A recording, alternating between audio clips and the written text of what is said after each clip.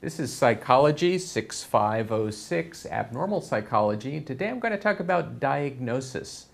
Now, diagnosis is a little intimidating for some people because you're often worried that you're putting a permanent label on someone. And you're worried about the consequences of that.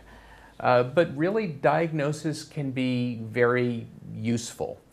It narrows down the available treatments, and it exposes you to a whole body of research about what's useful for that particular client. Now, the DSM-4-TR text revision is the current diagnostic manual. It can be a bit intimidating because it contains hundreds of diagnoses, which makes the diagnostic process seem overwhelming.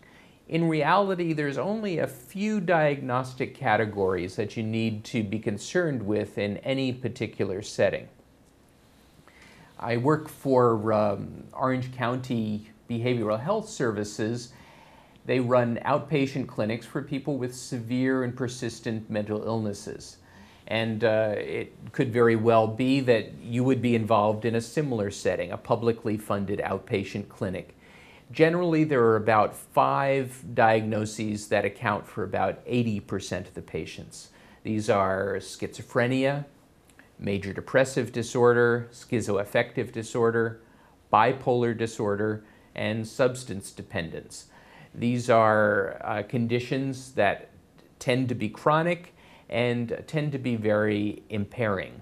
Often these clients with these chronic and severe conditions are not employed. Often their families have abandoned them. So these are severe conditions and account for a large part of outpatient diagnosis. Now, in a general outpatient private practice, you'd be seeing less people with less severe diagnoses. So generally you're going to see people with anxiety disorders such as general anxiety, post-traumatic stress, social anxiety, phobias, depression. In addition to major depression, you would see people with dysthymia, which is more chronic and not as severe. Adjustment disorders are going to be very common in a private practice. Someone has had an experience that's upsetting to them, and it's generally time limited, their reaction to it. Substance abuse and dependence, of course, are common problems. Personality disorders, generally someone wouldn't come in with a personality disorder, but because of their personality disorder, they have difficulties in relationships, and the distress caused by that brings them in. And relationship problems are very common in outpatient practices. If you also see children, you're likely to see behavioral problems, parents bringing in their children for behavioral problems, and these include attention deficit disorder, oppositional defiant disorder, and conduct disorder. Some other diagnostic categories that might require more specialized treatment, and if you have a general private practice, unless you specialize in one of these things, you'd often refer them to someone who does. Autistic spectrum disorders such as autism and Asperger's, dementia, gambling and impulse control disorders, eating disorders, mental retardation, learning disorders, communication disorders, sexual disorders, sleep disorders, and somatoform disorders. Now, all of these have specific treatments and generally require a specialist. Now let's talk about the diagnostic process. What are the actual steps you'd go through when someone comes into your office and is sitting across from you?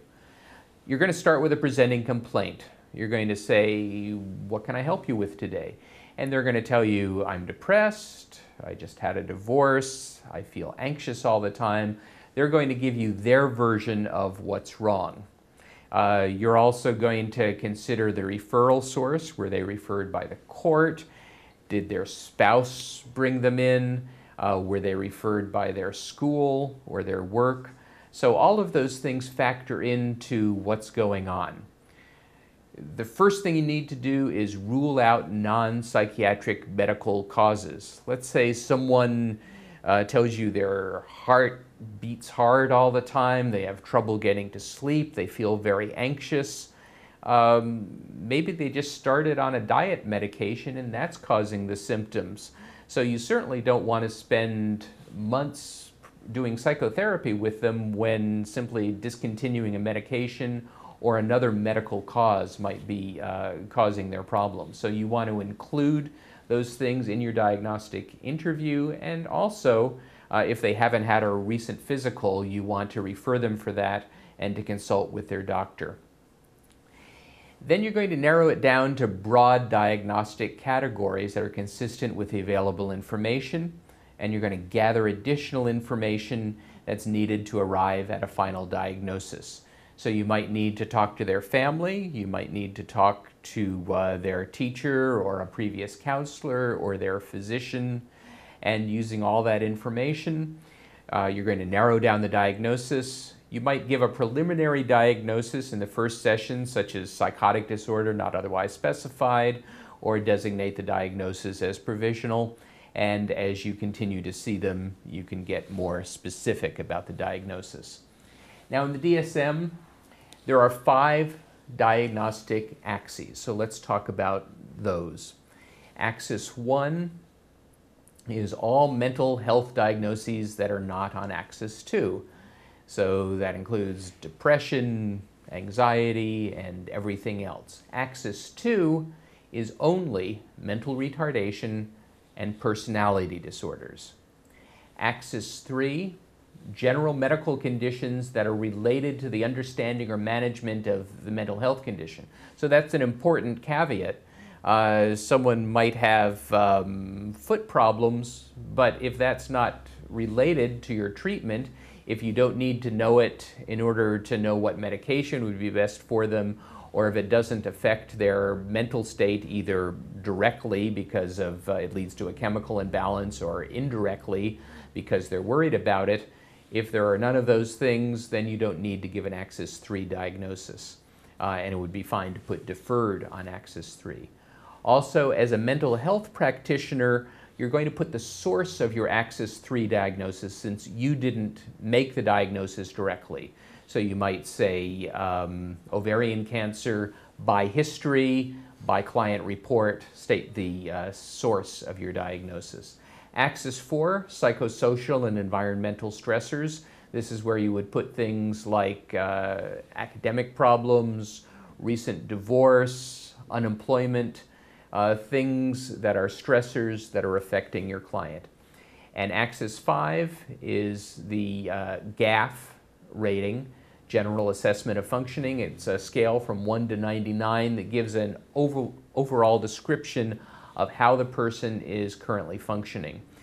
You can put a current rating, and also you can put highest level over the past year. And that GAF scale is found in the DSM manual.